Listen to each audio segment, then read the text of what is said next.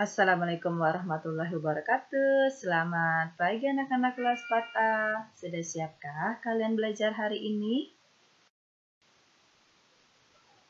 Sebelum belajar, mari berdoa dulu ya. Bismillahirrahmanirrahim. Raditu billahi rabba wa bil islami dina wa bi Muhammadin nabiyya wa rasulah. Rabbi zidni ilma warazukni fahmah. Amin. Untuk hari ini kita memasuki tema 6, subtema 3, pembelajaran 3. Ada 3 pelajaran yang akan kita bahas. Yang pertama, PPKN dengan materi keberagaman agama di Indonesia. Yang kedua, IPS dengan materi persebaran sumber daya alam di Indonesia. Yang terakhir adalah bahasa Indonesia, mendeklamasikan puisi dengan tanda penekanan. Kita mulai dengan pelajaran pertama, yaitu PPKN. Pemerintah Indonesia mengakui 6 agama, yaitu Islam, Katolik, Kristen, Buddha, Hindu, dan Konghucu. Mari kita pelajari satu persatu. Yang pertama adalah agama Islam. Untuk kitab sucinya adalah Al-Quran. Tempat ibadahnya yaitu masjid. Hari besar agama Islam adalah Idul Fitri, Idul Adha, Tahun Baru Hijriah, dan Isra Mi'raj. Yang kedua adalah agama Kristen. Untuk kitab sucinya adalah Injil. Tempat ibadahnya yaitu gereja.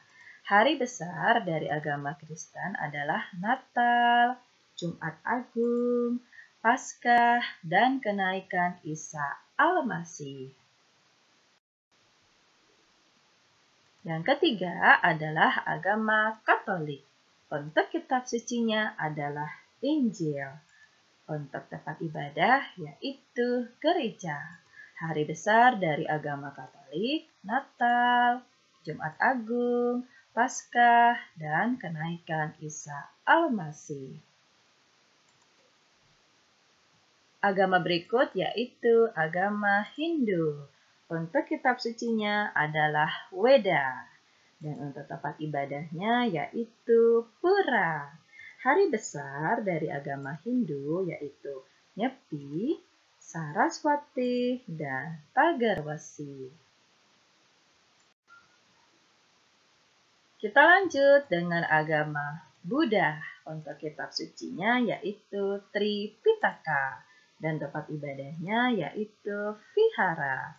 Lalu untuk hari besar dari agama Buddha adalah Waisak, Asada, Kathidna.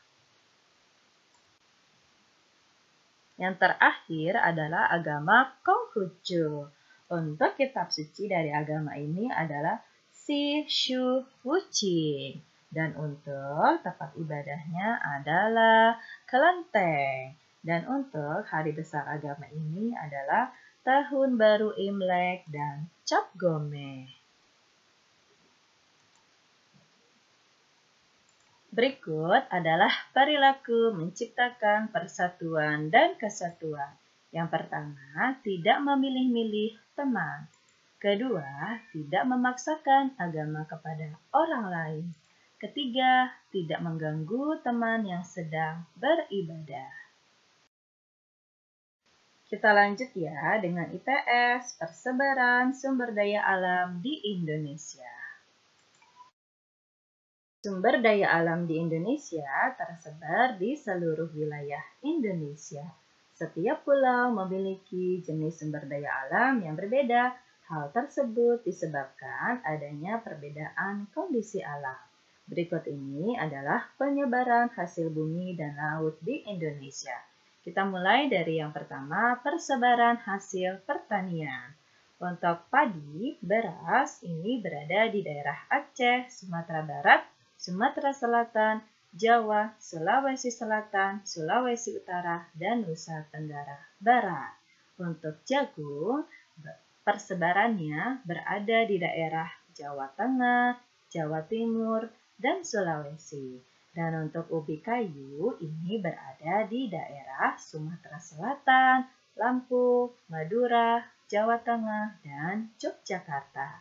Yang terakhir, kacang tanah. Persebarannya di daerah Riau, Sumatera Barat, Jawa Tengah, Jawa Barat, dan Nusa Tenggara Barat. Yang kedua, persebaran hasil perkebunan. Yang pertama yaitu tembakau di daerah Sumatera dan Jawa. Kedua, teh di daerah Jawa Barat, Jawa Tengah, Sumatera Utara, dan Sumatera Barat. Ketiga, kopi di daerah Jawa, Sumatera, Sulawesi, dan Nusa Tenggara Timur. Berikut karet di daerah Aceh, Sumatera Utara, Bengkulu, Jawa, dan Kalimantan Selatan. Untuk kelapa atau kopra di daerah Jawa, Sulawesi Utara, Gorontalo, dan Kalimantan Selatan. Dan untuk coklat di daerah Jawa Tengah dan Sulawesi Tenggara. Untuk pala di daerah Jawa Barat dan Maluku. Cengkeh di daerah Aceh, Sumatera Utara, Jawa Barat, Jawa Tengah, Sulawesi Utara, dan Maluku. Terakhir, lada di daerah Lampung, Bengkulu, Sumatera Selatan, dan Kalimantan Barat. 3, yaitu persebaran hasil kehutanan.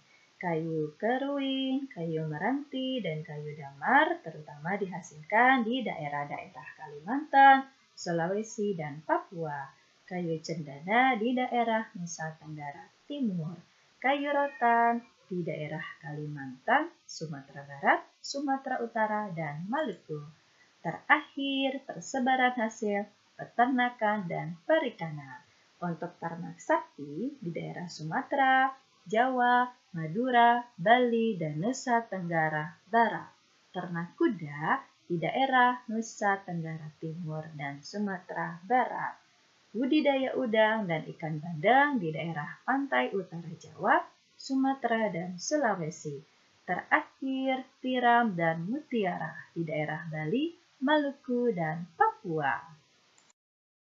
Pelajaran terakhir hari ini yaitu bahasa Indonesia. Mendeklamasikan puisi memerlukan persiapan yang baik. Selain menghafalkan baris demi baris, kamu juga harus memahami makna puisi tersebut.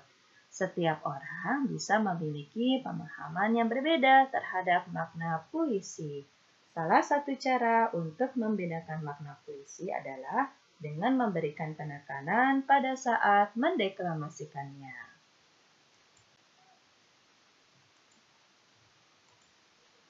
Pemberian tekanan pada baris puisi biasanya menggunakan tanda checklist. Perhatikanlah penggunaan tanda tersebut di bawah ini. Untuk tanda checklist 1, tekanan kata pendek sekali. Checklist 2, tekanan kata agak pendek. Checklist 3, tekanan kata agak panjang. Anak-anak, selesai sudah untuk materi hari ini, dilanjut dengan tugas tema. Tugas tema pertama yaitu PPKN. Kerjakanlah soal-soal berikut ini.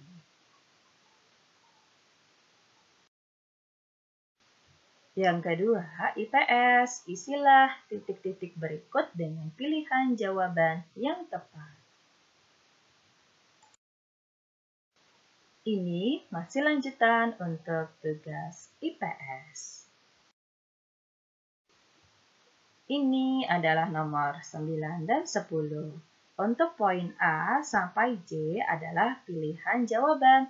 Jadi, untuk menjawab pertanyaan IPS nomor 1 sampai 10, Kalian dapat memilih jawabannya di antara huruf A sampai huruf C.